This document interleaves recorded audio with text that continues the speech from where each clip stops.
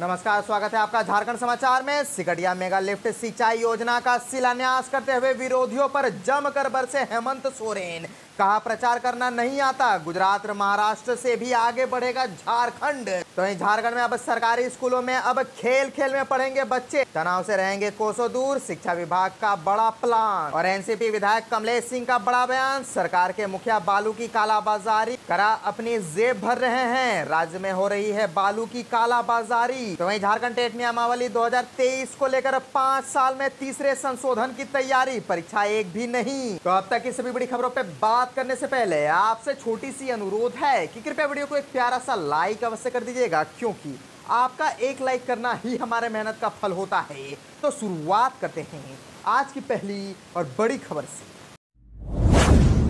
इस वक्त की बड़ी खबर झारखंड से आ रही है, जहां सिकटिया मेगा लिफ्ट सिंचाई योजना का शिलान्यास करते हुए विरोधियों पर जमकर बरसे हेमंत सोरेन। कहा हमें प्रचार करना नहीं आता, गुजरात और महाराष्ट्र से भी आगे बढ़ेगा झारखंड। दरअसल मुख्यमंत्री हेमंत सोरेन ने सिकटिया मेगा लिफ्ट सिंचाई योजना का शिलान्यास किया। भूमि पूजन के साथ इसकी शुरुआत हुई। इस योजना के निर्माण पर 484.35 करोड़ रुपए खर्च होने हैं। शिलान्यास कार्यक्रम में मुख्यमंत्री हेमंत सोरेन ने अपने संबोधन की शुरुआत में ही लोगों से पूछा कि यहाँ कितने लोग हैं जो खेती से जुड़े हैं। इस राज्य को सबसे पिछड़ा राज्य कहा जाता है। मुख्यमंत्री ने कहा कि हमारे राज्य में लगभग 70% से अधिक लोग खेती से जुड़े हैं। मैं समझ नहीं पाता हूं कि अब तक की सरकार ने इन लोगों को नजरअंदाज कैसे किया, यह विचित्र बात है। मुख्यमंत्री हेमंत सोरेन ने अधिकारियों को चेतावनी देते हुए कहा कि जनता से आपकी शिकायत नहीं आनी चाहिए, हमारा राज्य गुजरात और महाराष्ट्र से भी आगे बढ़ेगा। साथ ही मुख्यमंत्री ने कोरोना संक्रमण के वक्त को याद करते हुए कहा कि हमारे नेता हाजी हुसैन अंसारी और जगन्नाथ महतो जैसे नेता खराब तबीयत में भी जनता के बीच रहे। और अपने संबोधन में मुख्यमंत्री हेमंत सोरेन ने विरोधियों पर जमकर निशाना साधा। उन्होंने कहा कि विरोधी भेड़िए की तरह एक साथ आते हैं हमला करने। वो जानते हैं कि मुख्यमंत्री को अकेले पटकना आसान नहीं है। मुझे भ्रष्टाचार बताया जाता है, कभी कभी दुख होता है। हिंदू मुस्लिम करने से पेट भरता है क्या?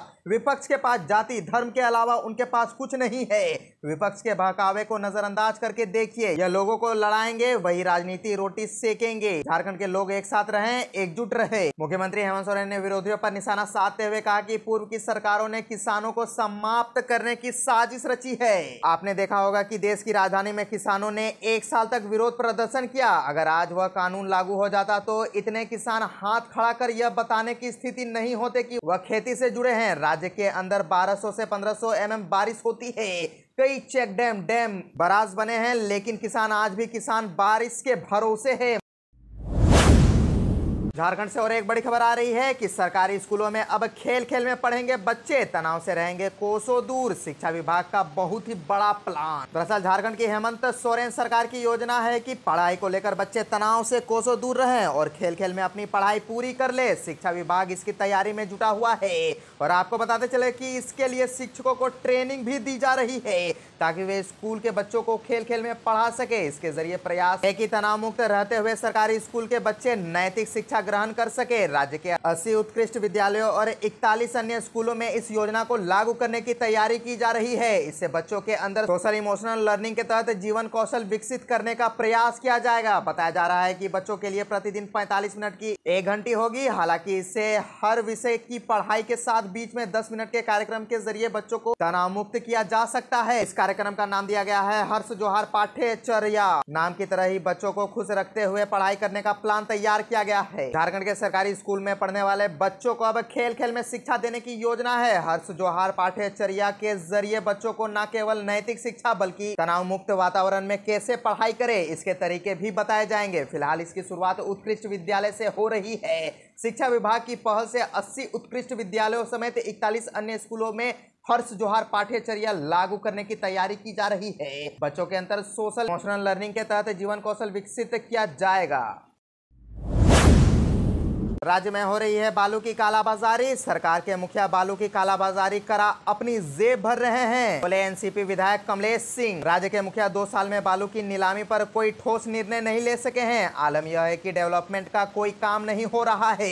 एक तो पलामू सहित पूरे राज्य में सुखाड़ की स्थिति है, खेती नहीं हुई, लोग जो मजदूरी कर कम से कम अपना पेट भरते थे वो भी नहीं हो पा रहा है। बालू की वैध नीलामी नहीं होने की वजह से कंस्ट्रक्शन वर्क रुका हुआ है।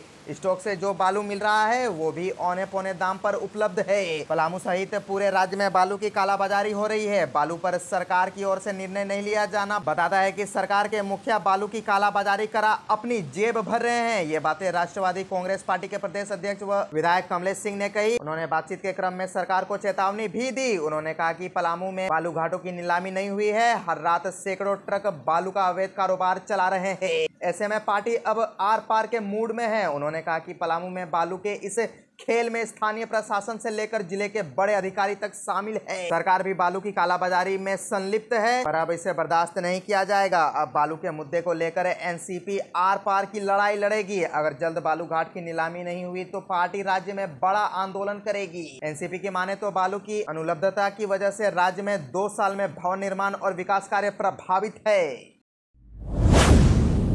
झारखंड टेट नियमावली 2023 को लेकर 5 साल में तीसरे संशोधन की तैयारी, परीक्षा एक भी नहीं। दरअसल 7 वर्षों से झारखंड शिक्षक पात्रता परीक्षा का आयोजन नहीं हुआ है। इस बीच 5 साल के दौरान जेटेट नियमावली में तीसरे संशोधन की तैयारी की जा रही है। मौजूदा नियमावली के कुछ बिंदुओं को लेकर झारखंड एकेडमिक काउंसिल ने स्कूली शिक्षा एवं साक्षरता विभाग से मार्गदर्शन मांगा था। इसी के आलोक में विभाग ने नियमावली में संशोधन का प्रस्ताव तैयार किया है। सूत्रों के अनुसार इस बार झारखंड शिक्षक पात्रता परीक्षा के लिए निर्धारित समय और विषय अनिवार्यता के प्रावधानों में बदलाव किया जा सकता है। जेटेट के लिए पहली नियमावली वर्ष 2012 में बनाई गई थी, जिसके आधार पर वर्ष 2013 और वर्ष 2016 में परीक्षा हुई। इसके बाद नियमावली में संशोधन की प्रक्रिया शुरू की गई।